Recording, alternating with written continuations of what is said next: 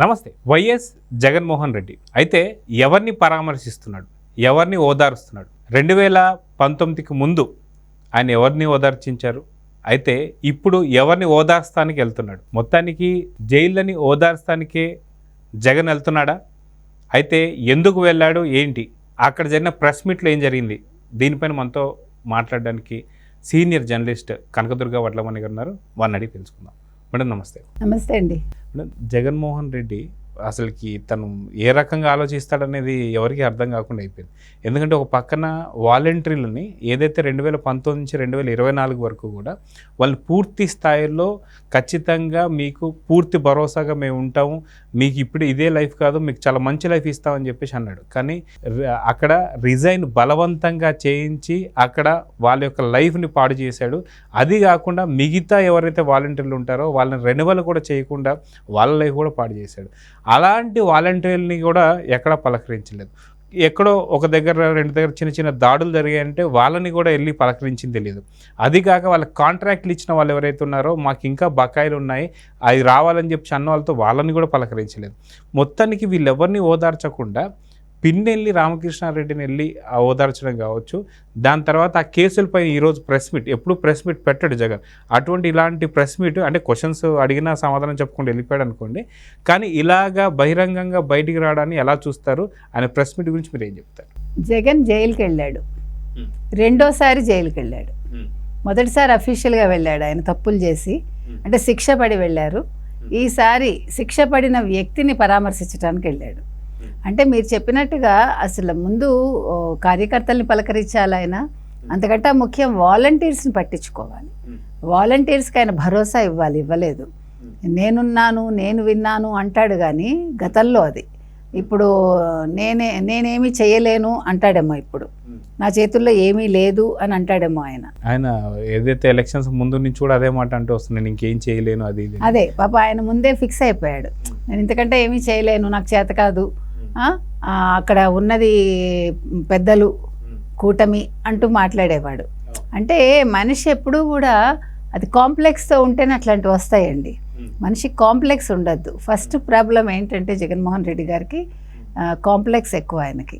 అంటే అది inferiority complex కావచ్చు, అంతకుముందు సుపీరియారిటీ కాంప్లెక్స్ కావచ్చు. లాస్ట్కి వచ్చేసి ఆయన తత్వం బోధపడ్డాక ఆయన నా వల్ల కాదు, నేను చేయలేను అని ఎప్పుడైతే అన్నారో అది ఇన్ఫీరియారిటీ కాంప్లెక్స్ కిందకే వస్తుంది. బికాజ్ మనిషికి తన్ని తాను తక్కువ చేసుకోవటం, ఎప్పుడైతే అవతల ప్రత్యర్థులు ఎవరైతే మనకంటే గొప్పగా అనిపించారో అప్పుడు మనం తక్కువ చేసుకోవటం అనేది అదొక రకం జబ్బు అనమాట. సో ఈయనకి అది ఎలక్షన్స్ ముందే ఆ జబ్బు పట్టుకుంది. ఇప్పుడు ఇవాళ ఆయన నెల్లూరు వెళ్ళారు, ఏం చేశారండి? ఇప్పుడు నెల్లూరులో మొత్తానికి ఎక్కడో ఆ స్కూల్లో పాఠశాలలో దిగాడు ఆయనకి వేరే చోట దింపుదామంటే మళ్ళీ పబ్లిక్ వచ్చేస్తారు, ప్రాబ్లం అవుతుందని ఒక పాఠశాల గ్రౌండ్లో దింపారు ఆయన్ని. దిగాక అక్కడి నుంచి ఆయన కారులో వచ్చారు, కాన్వాయ్ మొత్తం. అంటే ఏదో సామెత చెప్పకూడదులేండి ఎందుకు ఇక్కడ, కానీ మొత్తానికి ఆయనకు మాత్రం కాన్వాయ్ తగ్గలేదు అది. సో కాన్వాయ్లో వచ్చారు, ములాఖాత్ అయ్యారు ఆయన, సంతకాలు చేసి ఆ ఫామ్స్ అంతా నింపి 40 minutes ఆల్మోస్ట్ ఆయన లోపల ఉన్నట్టున్నారు. కానీ పోలీసులు తలుపులు మూసేశారు అని ఒక వార్త అయితే వచ్చింది, ఈయన లోపలికి వెళ్ళాక బయటకు రాకుండా. మరి అదేంటో నాకు తెలీదు, అది వివరం కరెక్ట్గా రాలేదు మనకి. సరే ఏది ఏమైనా ఆయన ఓదార్చాడో లేకపోతే వివరాలు రాబట్టారో లేకపోతే ఈయన బినామీ అయినా పిన్నల్లి, మనకి ఇవేం తెలీదు. లేదు ఇంకొకటి జోక్గా అందరూ ఏమంటున్నారంటే నెల్లూరు జైలు వసతులు చూసుకోవటానికి వెళ్ళాడేమో ఆయన. అంటే అది సోషల్ మీడియాలో వస్తున్న టాక్ మనం మాట్లాడుతున్నాం. ఆయన ఏమైనా చూసుకోవటానికి వెళ్ళాడేమో, జైలు ఎలా ఉంది ఏంటి రేపొద్దు నేను వెళ్ళాల్సి వస్తే. అందులో ఇవాళ సిబిఐ చెప్పింది కదా రోజువారీ మొదలు పెట్టమంది ఆయనకి విచారణ. కాబట్టి త్వరలో మరి ఆయన కూడా జైలుకి వెళ్ళాల్సి వస్తుందా? జైలుకి వెళ్తే మరి అక్కడ వసతులు ఎలా ఉన్నాయి? మన ప్రత్యర్థి ఛానల్స్ కావచ్చు, పేపర్స్ కావచ్చు, TV5, ABN, ఆంధ్రజ్యోతి, తర్వాత ఈనాడు ఇవన్నీ వస్తున్నాయా లేదా కనుక్కున్నారు. అవి కనుక్కోవటానికి వెళ్ళాడని అంటే జోక్స్ లాగా మాట్లాడుతున్నారు అంటే అందరూ కూడా. సరే ఏది ఏమైనా ఆయన వెళ్ళి చూసుకున్నారండి. చూసుకున్నాక ఇవాళ జరిగిన ఒక పెద్ద అద్భుతం ఏంటంటే ఆయన ప్రెస్ మీట్ పెట్టారు సొంతంగా. వీటన్నిటికంటే మించి ఆయన చుట్టూ ఉన్నది ఎవరండి? అనిల్ కుమార్ యాదవ్. అంబటి రాంబాబు, గౌతమ్ రెడ్డి. ఆ? ఆశ్చర్యం కదా. ఇంకో విషయం, ఇక్కడ ఎవరు మిస్సింగ్ అండి? సజ్జల రామకృష్ణారెడ్డి గారు మిస్సింగ్. ఆయన బహిప్రాణం, ఆయన మిస్సింగ్ అక్కడ. దీన్ని ఎలా చూడాలి మనం? అసలు సజ్జలు ఏమైపోయారు? ఏమైనా దెబ్బలు తిని లోపల పడుకుని ఉన్నారా, లేకపోతే పడుకోబెట్టాడు ఆయన, లేకపోతే ఈయన ఏమైనా ఆర్డర్లు వేసారా రావద్దు అని? ఆయన కొడుకు ఏమైపోయాడు? ఇవాళ నిన్న ఇంకొక నడుస్తోందండి సోషల్ మీడియాలో, ఒక విషయం బాగా తిరుగుతోంది. ఏంటంటే ఈయన ఓటమికి ఒక పక్క సజ్జల భార్గవరెడ్డి కారణం అయితే, మరో పక్క అతను ఎవరు, రిషి, ఐపాక్ రిషి కారణం అని, రిషిరాజ్. ఎందుకంటే ఆయన అంతా మభ్యపెట్టాడు ఈయనకి వాస్తవాలు చెప్పలేదు. అందుకే ఆయన ఆ భ్రమలోనే ఇవాళ ప్రెస్ మీట్లో ఏం మాట్లాడాడండి ఆయన? తేడా 10%. మాకు 1,30,00,000 మంది ఓట్లు వేశారు, మేము చేసాము, మేమంతా మంచిగా చేసాము, మేము పథకాలు ఇచ్చాము. అయినా కూడా చంద్రబాబు మాయ మాటలకు నమ్మి చంద్రబాబు ఎక్కువ ఇస్తానంటే చంద్రబాబుకి ఓటేశారు. ఇప్పుడు 10% అంటే మరి మిగతా 40% ఎవరికి వేశారు వాళ్ళు? నీకు 39% నీకు వచ్చింది, 10% అపోజిషన్కి ఎక్స్ట్రా వెళ్ళింది, మరి మిగతా 40 కూడా వేశారు కదా కూటమికి. అది మర్చిపోతున్నారు ఎందుకైనా? ఈ 10% మేము మంచి చేసాము, మేము పథకాలు ఇచ్చాము, ప్రజలు మా మంచి, ఒక మాట నోరు జారిపోయి ఆపుకున్నాడండి. మీరు అబ్జర్వ్ చేస్తే ఆ వీడియో, ఆయన ఏమనబోయారంటే మేము మంచి చేసాము, మేము పథకాలు ఇచ్చాము, అయినా ఓ అని ఆపేశాడు ఆయన. అంటే ఓట్లు వేయలేదు అనబోయి ఆపేశాడు ఆయన. మీరు అబ్జర్వ్ చేస్తాను. సో అంటే తను కరెక్ట్ చేసుకున్నాడు, పర్వాలేదు, ఆయన ఇంకా కొంచెం సరిగానే మాట్లాడుతున్నాడు. అంటే ఫస్ట్ టైం ప్రెస్ మీట్ పెట్టినా కూడా, కాకపోతే ఆయన స్క్రిప్ట్లో మార్పులు రావట్లేదు. మీరు ఇంకా గమనించండి, ఆ స్క్రిప్ట్ ఆయన బ్లడ్లో ఊరిపోయింది. 5 ఏళ్ళు విని మాట్లాడి చూసి బట్టి పెట్టాడు ఆయన. ఇవాళ పేపర్ లేకుండా మాట్లాడారు కానీ ఆయన ఆ రావణ కాష్టం, తర్వాత శిశుపాలుడు, చంద్రబాబు నాయుడు 100 తప్పులు, ఇవి మాట్లాడుతున్నాడు ఆయన. అసలు చంద్రబాబు నాయుడు గారి గురించి మాట్లాడే అర్హత నీకు ఉందా? నెంబర్ 1 అంతే కదండి. ఇప్పుడు నువ్వు దేనికి మాట్లాడుతున్నావు, నువ్వేం మాట్లాడాలి, నువ్వు చేసిన తప్పులు మాట్లాడు, ప్యాలెస్ల గురించి మాట్లాడు, ఆఫీసుల గురించి మాట్లాడు. పెదపులిపాక దగ్గర శ్రీనగర్ కాలనీ అని, అక్కడ ఈ పెద్దిరెడ్డికి సంబంధించిన, అంటే ఆయనను సమీర్ శర్మ చెప్పారు, కాలుష్య నియంత్రణ మండలి చైర్మన్ ఆయన. వాళ్ళు చెప్పారని ఇప్పుడు కొన్ని ఫైల్స్ను హార్డ్ డిస్క్లు ఇవాళ తగలబెట్టారండి నేను రాత్రి.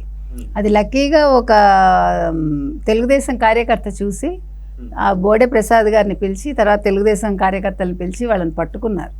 ఇది ఎందుకు చెప్తున్నాం అంటే, దీని మీద ఆయన వాళ్ళ వివరణ ఇవ్వాలి కదా. చంద్రబాబు నాయుడిని తిట్టడం కాదు, చంద్రబాబు నాయుడు ఇంకా అమ్మఒడి ఇవ్వలేదు, అమ్మది ఇవ్వని పేర్లు మార్చారు, తర్వాత బడి పిల్లలకి బడికి వెళ్ళటానికి ఆ డబ్బులు ఇవ్వలేదు, లేకపోతే ఇప్పుడేమో ఖరీఫ్ సీజన్ మొదలైంది, రైతులకు ఇవ్వలేదు. ఎంతకాలం అయింది ఇంకా ఆయన ఇది ఛార్జ్ తీసుకుని?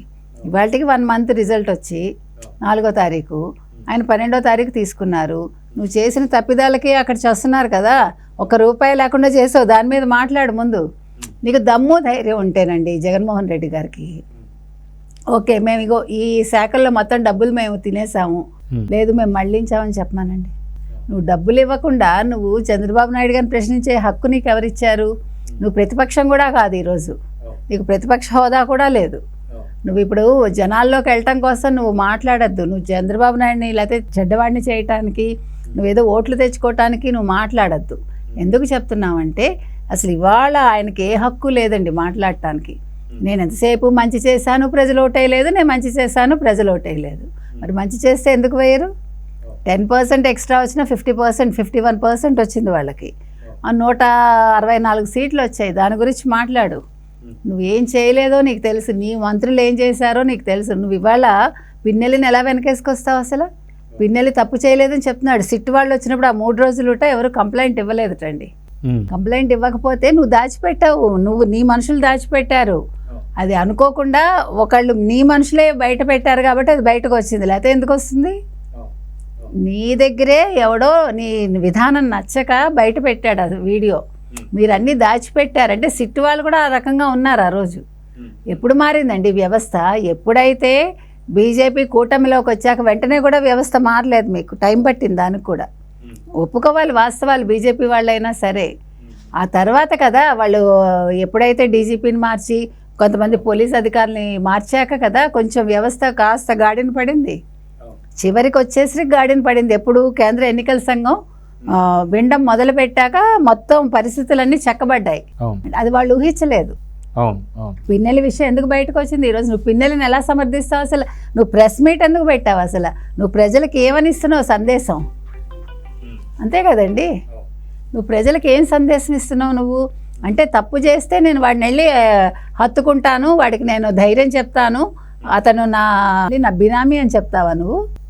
నువ్వు కార్యకర్తల దగ్గరికి వెళ్ళావా? నువ్వు వాలంటీర్లను నువ్వు ఓదార్చావా? వాలంటీర్లకు హామీ ఇచ్చావా? అసలు ఎన్నికల ముందే వాలంటీర్ల గురించి మాట్లాడడం మానేస్తారు కదా వీళ్ళు. ఎప్పుడైతే వాళ్ళు ఎన్నికల ఏజెంట్స్గా పనికిరారని కేంద్ర ఎన్నికల సంఘం చెప్పిందో ఆ రోజే వీళ్ళు పట్టించుకోవటం మానేశారు. మీకు గుర్తుంటే వాళ్ళు అసలు వాళ్ళ పేర్లే తీయలేదు, వాలంటీర్ అనే పదమే తీయలేదు. ఎప్పుడు వాలంటీర్ పదం వస్తుంది వాళ్ళకి? వాళ్ళ అవసరానికి చంద్రబాబుని తిట్టడానికో మరో దానికో వాళ్ళు వాడుకున్నారు. ఈరోజు అది కూడా ప్రస్తావించడానికి అవకాశం లేదు. వాళ్ళు అసలు మాట్లాడే అర్హత లేదు. వాలంటీర్లు ఉన్నా లేకపోయినా వ్యవస్థ నడుస్తుంది, పంపిణీ జరుగుతుంది, పథకాలు నడుస్తాయి, పెన్షన్లు నడుస్తాయి అని వాళ్ళు చేసి చూపించారు. అయితే సాధారణంగా ప్రెస్ మీట్ అంటే ఏదన్నా ప్రెస్ వేసే క్వశ్చన్లకి ఆన్సర్స్ వాళ్ళు ఇవ్వడానికి ప్రెస్ మీట్ అంటారు. కానీ ఈయన సేమ్ ఏదైతే సెల్ఫీ వీడియో తీసుకుని కూడా దీన్ని బయటికి రిలీజ్ చేయొచ్చు. కాకపోతే జైలు దాకా వచ్చారు కాబట్టి అక్కడ మీడియాతో మాట్లాడడం కాకుండా జస్ట్ ఆయన ఏదైతే చెప్పాలనుకుంటే చెప్పేసి వెళ్ళిపోయే టైంలో కూడా చాలామంది క్వశ్చన్స్ అడుగుతున్నట్టే అవన్నిటిని కూడా వదిలిపెట్టి వెళ్ళిపోవడాన్ని ఎలా చూస్తారు? మళ్ళీ వస్తా అని చెప్పేసి వెళ్ళిపోయాడు. మళ్ళీ వస్తాడంటారా? ఈ పేపర్ ఇలా చూపిస్తూ ఇలా కొడుతూ ఇందులో ఉంది ఏదో చెప్తూ ఆ మాట కూడా అర్థం కాల. ఆయన ఎదుర్కోలేడండి ప్రెస్ని. ఆయన ఇంతవరకు ఒక్క ప్రెస్ మీట్ ఎదుర్కొన్నారా మీరు నాకు చెప్పండి? 5 ఏళ్ళు ముఖ్యమంత్రిగా చేశాడు ఆయన, ఎదుర్కొన్నాడా?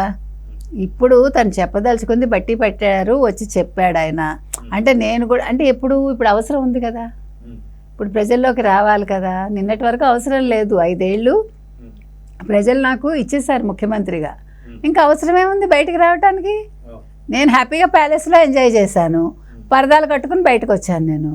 ఈరోజు అవసరం మళ్ళీ ఇప్పుడు ఈ 10% ఏదో నేను తెచ్చుకోవాలనుకుంటున్నాను కదా. ఇప్పుడు ఆ ఓటింగ్ మైండ్లో పడ్డాక ఆయన హిమాలయాలకు వెళ్ళటం మానేశాడు. అయితే ఇవాళ సన్యాసం తీసుకుని ఉండాలి ఈ పార్టీకి ఆయన. అంటే ఆంధ్ర ప్రజలు అదృష్టవంతులు కాదు ఈ విషయంలో. సో చూద్దాం మనం ఖచ్చితంగా ఏదైతే జగన్ తీసుకున్నటువంటి ఒక ఈ చర్య మీద మాత్రం చాలా పెద్ద ఎత్తున దుమారం అయితే లేగుతుంది. దీనిపైన ఏదైతే నేషనల్ మీడియా కూడా మాట్లాడుతుంది. అసలు ఎవరి తరఫున వెళ్ళి మాట్లాడుతున్నారు, ఎవరిని ఓదార్స్తానికి వెళ్ళాడు అని చెప్పేసి అయితే చర్చ నడుస్తుంది. చూద్దాం ఏం జరుగుతుంది. ఇంకొక విషయం ఇక్కడ మనం చెప్పుకోవాల్సిన ఒక్క పాయింట్ అండి, ఓదార్చడానికి హెలికాప్టర్లో వెళ్ళొచ్చాడు ఆయన. ఈ ఖర్చు ఎవరిది? అది కూడా ఆలోచించాలి ప్రజలు. సో చూద్దాం ఏం జరుగుతుంది. నమస్తే.